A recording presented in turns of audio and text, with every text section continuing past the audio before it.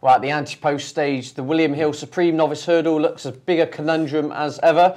Here to hopefully unravel it, I'm joined by Nick Watts and Graham Rodway. And so then, gentlemen, in previous seasons, we've had the Cheltenham banker, if you like, going into the first race. The likes of Dunguibs and Q Cards could not be beaten. Of course, they were turned over. This time around, you're going 8-1 the field in what is the most wide-open looking renewal in many a year. Simon Sig Galileo's Choice, Steps for Freedom, Nick, we're all fighting out right at the top of the market there. Out of those three, which one would you be more inclined to go for? Steps to Freedom, without a doubt. I think he's achieved the most. I thought he's won the course already. He was a good flat horse last summer for Jessica Harrington. And yeah, out of the ones at the top, I mean, I fancy Montbazon personally. We'll come to him in a minute, but his form ties in with Steps to Freedom from their bumper form last season.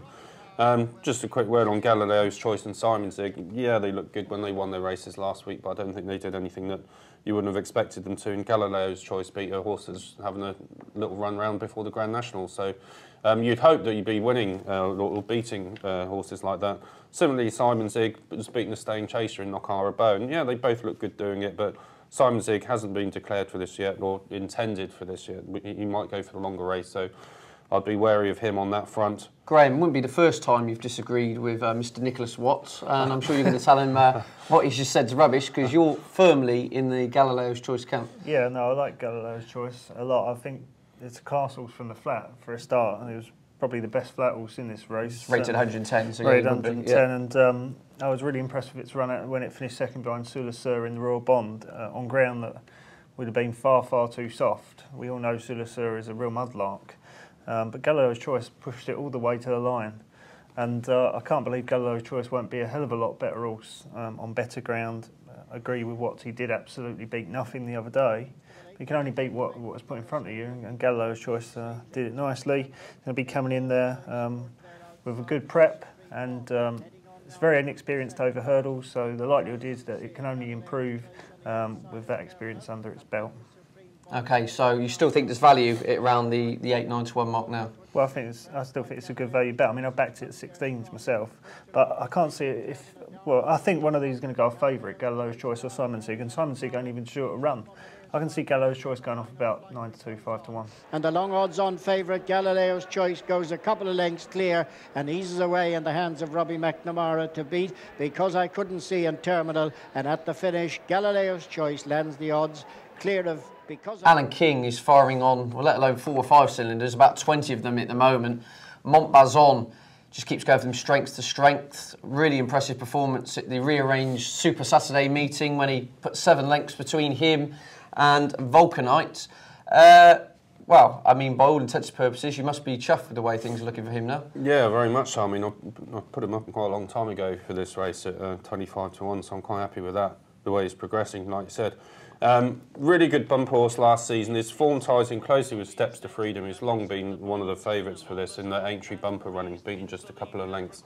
So I was always looking out for him when he went hurdling. And he's been a bit slow to come to hand. I don't think he's been the easiest horse to train. Certainly from what Alan King said, he suffered from sore shins and a few other bits and pieces. So I think he's kind of come onto the scene fairly late. Showed promise behind Colour Squadron on his debut. I thought that was a really good run for a first run over hurdles, especially as the soft ground really suited Colour Squadron that day. And he's not a bad horse anyway, should have won the Tolworth, really. Of course, we didn't learn much at Plumpton. So last week was a real baptism of fire for him. It was really make or break. There was 4 horses in that race at Newbury, all had good chances and all would have furthered their cause had they won it. So. And he was the one that grasped the nettle and actually did it. And he put 7 lengths on Vulcanite, all the aces as well beaten. And I just get the feeling, it's a moot point this, but he might have just had Colour Squadron beaten when he fell at the second last anyway. So if they'd stood up, then I think, I'm taking the Montbazon probably would have won anyway. And I still think there's a hell of a lot more to come from this horse. I still think he's better on decent ground. He's been running on good to soft ground. A bit of spring in the ground would help him a lot. I think a big field where he can get a bit of cover and a fast pace will suit him. He's a very, very strong traveller.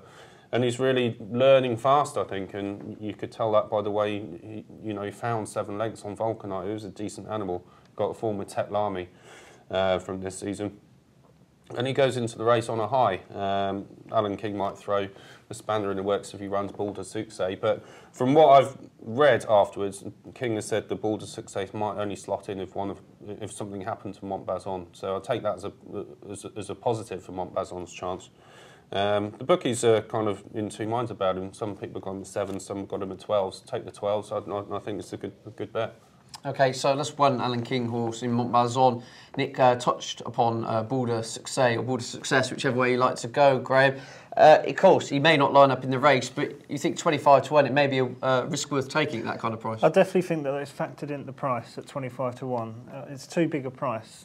25 to 1 about a horse that has come home hard on the steel 3 times out of 3 over hurdles. I mean, it might well have beaten nothing all 3 times. It's annihilated them, hasn't it? But how good could it be? Could beat absolutely anything, the horse. We just don't know. If it turns up on the day, it won't be anywhere near 25 to 1, probably be single figures, I would suggest. So I think it's worth taking a chance. It might not run, but a small bet at 25 to 1, I think that the risk of it not running is factored into the price at 25. This horse, who holds entries in the Supreme and the Triumph, has made it 4 out of 4. In second, Captain Sunshine, who stayed on well. I'm keen on Steps of Freedom, you know that. He's got course and distance form and he loves good ground. Been trained for this race. Throwing my usual long shot, Prospect Wells was only a neck behind Steps of Freedom going back to the Paddy Power meeting. Disappointed since, but has had a breathing operation. They found problems with its larynx, etc. There's not going to be many Paul Nicholls horses lined up in a Grade 1 at 25 to 1, are there, Nick? No, exactly. If you forget that last run then and go back to his previous form, then he's got a, you say he's got a sound chance. You just have to hope that he's not coughing. Yeah, very shrewd words there, Nick. So I think we're all in agreement. It's a wide open race. But Nick, you're in the Montbazon camp. Bold Success as the backup behind Galileo's Choice for Graham. And I think, yeah, Steps for Freedom will be tough enough to crack, but a big price. Look no further than Prospect Wells if he's not coughing.